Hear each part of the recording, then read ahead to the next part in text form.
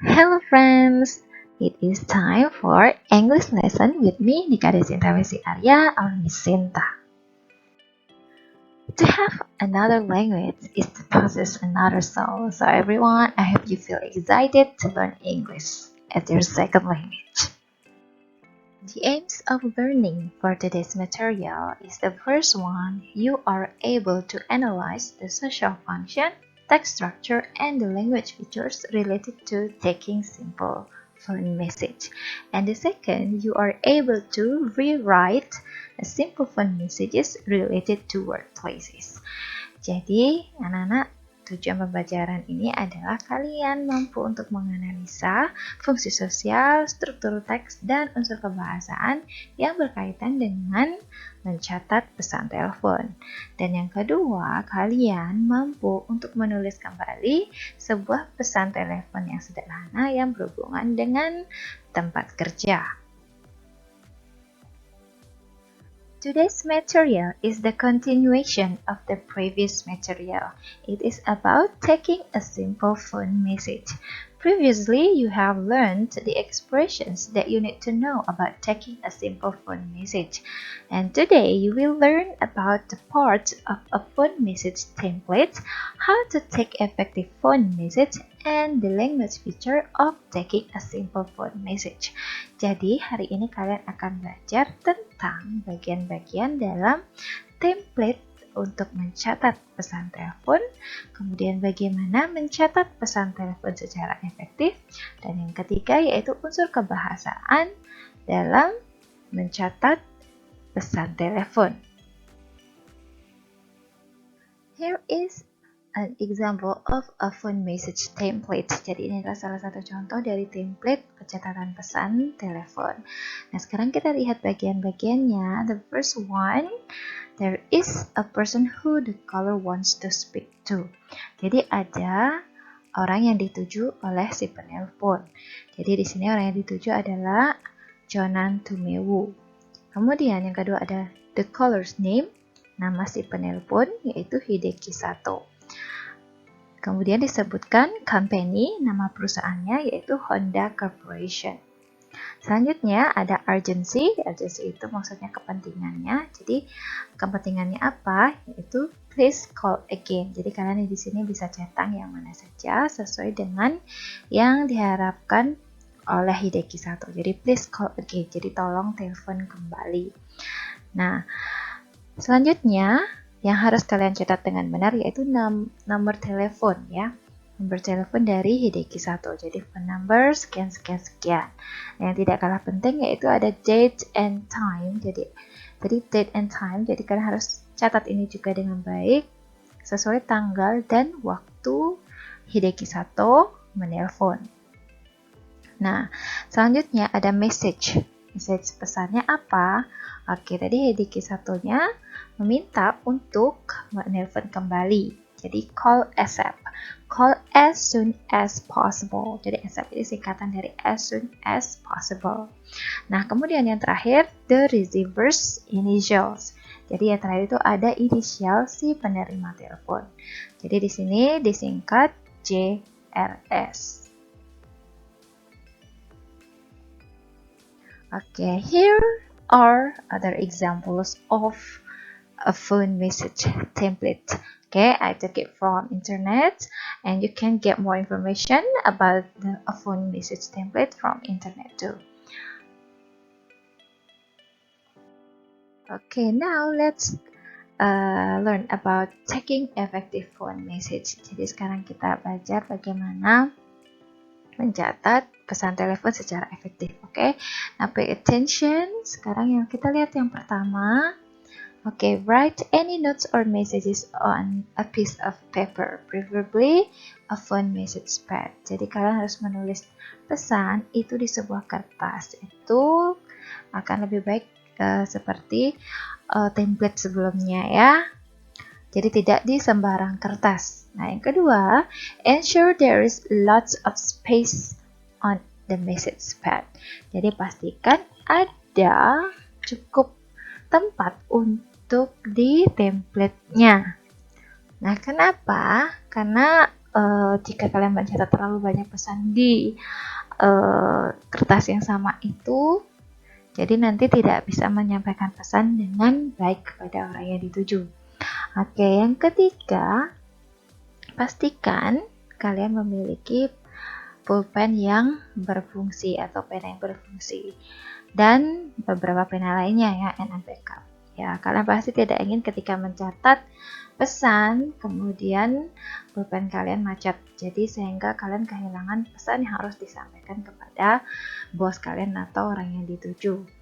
Nah, yang keempat, to avoid confusion, include important details such as caller names, company and telephone with area code. Jadi diharapkan kalian mencatat detail-detail yang sangat penting seperti nama si penelpon, perusahaannya, dan nomor teleponnya, dan tentunya dengan kode area. Yang kelima, the date and time of the call is essential. Ya, ini juga sangat penting, yaitu tanggal dan waktu. Yang keenam, ketika menulis informasi, pastikan Anda untuk meminta ejaan yang tepat, terutama untuk nama, sehingga kalian tidak menulis nama seseorang dengan salah. Yang ketujuh, note whether the message is urgent, so the recipient will know how quickly to respond. Jadi pastikan kalian mencatat di pesan tersebut apakah sangat penting atau tidak. Jadi sehingga si penerima telepon nanti akan tahu bagaimana untuk bertindak selanjutnya. Yang kedelapan, sebelum kalian menutup telepon, baca kembali pesan yang kalian buat secara detail kepada si penelpon. Jadi agar pesan yang disampaikan nanti tepat. Yang kesembilan, initial the bottom of the message. Jadi kalian harus menulis inisial nama kalian di bawah pesan. Yang ke-10, once you've taken the message, saat kalian sudah mencatat pesan, pastikan kalian menaruhnya di tempat yang gampang untuk ditemukan oleh si yang dituju. Oke, atau yang kepada siapa kalian akan menyampaikan pesan tersebut, apakah kepada atasan kalian. Image features. Nah, unsur kebahasaan yang terdapat dalam pencatatan pesan telepon yaitu reported speech. Reported speech itu apa? Reported speech adalah kalimat tidak langsung. Oke, it's used when we want to tell someone what someone else said. Jadi, kalimat tidak langsung itu kita gunakan ketika kita ingin menyampaikan sesuatu kepada seseorang yang dikatakan oleh orang lain. Jadi kita seperti mengulang kembali perkataan seseorang. Oke, nah yang harus kalian perhatikan di sini adalah ada yang tidak mengalami perubahan tenses, ada yang mengalami perubahan tenses. Nah, untuk yang pertama ini yaitu yang tidak mengalami perubahan tenses, yaitu untuk yang kalimat seperti apa? Something that is in progress at the same time or something that is happening in the future. Jadi yang tidak mengalami perubahan tenses ini adalah sesuatu yang terjadi di saat itu juga atau yang akan terjadi dalam waktu yang dekat ya. Oke, contohnya kalimat langsung. Misalnya seseorang berkata, Regina is needed at the conference room right now. Regina sangat diperlukan di tempat konferensi sekarang juga.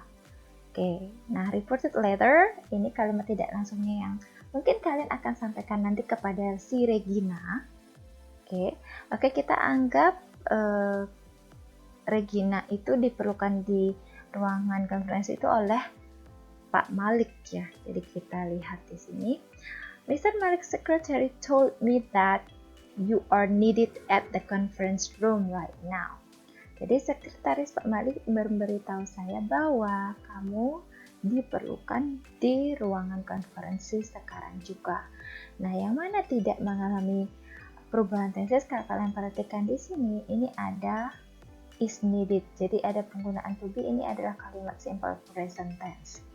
Dan di sini juga sama untuk reportednya, yaitu you are needed, ini juga simple present tense. Jadi tidak ada perubahan tenses. Jadi dari direct speech-nya simple present tense, reported speech-nya juga simple present tense. Contoh yang kedua, kalimat langsungnya. I will be late for the meeting. Saya akan terlambat untuk rapat nanti. Kemudian reportednya, kalimat tidak langsungnya disampaikan kepada Regina misalnya, Miss Francis said that she will be late for the meeting. Jadi Miss Francis berkata bahwa dia akan terlambat untuk rapat. Oke, jadi di sini tensesnya sama. Jadi ada will, tetap memakai will. Jadi simple future untuk direct speech-nya, kemudian reported speech-nya juga simple future. Nah, yang kedua ada perubahan tenses. Nah, perubahan tenses itu something that was said at a different time and so we change the tense to reflect the time before reporting. Jadi di sini akan ada perubahan tenses untuk sesuatu yang dikatakan pada waktu yang berbeda sehingga kita mengubah tensesnya untuk merefleksikan waktu ketika kita menyampaikan berita tersebut. Oke, nah perubahannya kemana? Yaitu shift back one tense. Jadi berubahnya ke bentuk lampau satu kali ya. Jadi misalnya dari simple present berubah ke simple past tense, and present continuous berubah ke past continuous, present perfect berubah ke past perfect, kemudian can berubah jadi could, will berubah jadi would, dan lain-lain. Nah, contohnya di sini adalah direct speech-nya, I'm not happy with the result of the interview. Oke, mungkin ini direkturnya yang berkata, kemudian kalimat tidak langsungnya, the director said that he was not happy with the result of the interview. Direktur berkata bahwa dia tidak bahagia dengan hasil wawancara. Nah, kalian bisa lihat di sini perubahan tensesnya, yaitu dari kalimat langsungnya menggunakan simple present tense, kemudian kalimat tidak langsungnya was not happy itu simple past tense. Jadi sini was, di direct speech-nya simple present tense. Jadi dari simple present tense berubah ke past tense. Nah, yang kedua, the package arrived 2 days ago. Paketnya tiba 2 hari yang lalu. Ini dalam bentuk simple past tense karena di sini memakai verb 2. Sekarang kita lihat reportednya. The security told me that the package had arrived 2 days ago. Jadi satpam memberitahu saya bahwa paketnya telah tiba 2 hari sebelumnya. Oke, untuk yang ketiga yaitu reported speech-nya dalam bentuk in comments atau maksudnya dalam bentuk kalimat perintah. Nah, untuk kalimat perintah ketika kalian mengubahnya menjadi kalimat tidak langsung, cuma langsung menambahkan to saja sebelum kata kerja. Oke, nah untuk direct speech-nya, contohnya, call me as soon as possible, telepon saya sesegera mungkin. Nah, mungkin ini adalah pesan yang ingin disampaikan kepada orang yang dituju. Kemudian, reported-nya atau kalimat tidak langsungnya, Mr. Smith wants you to call him as soon as possible.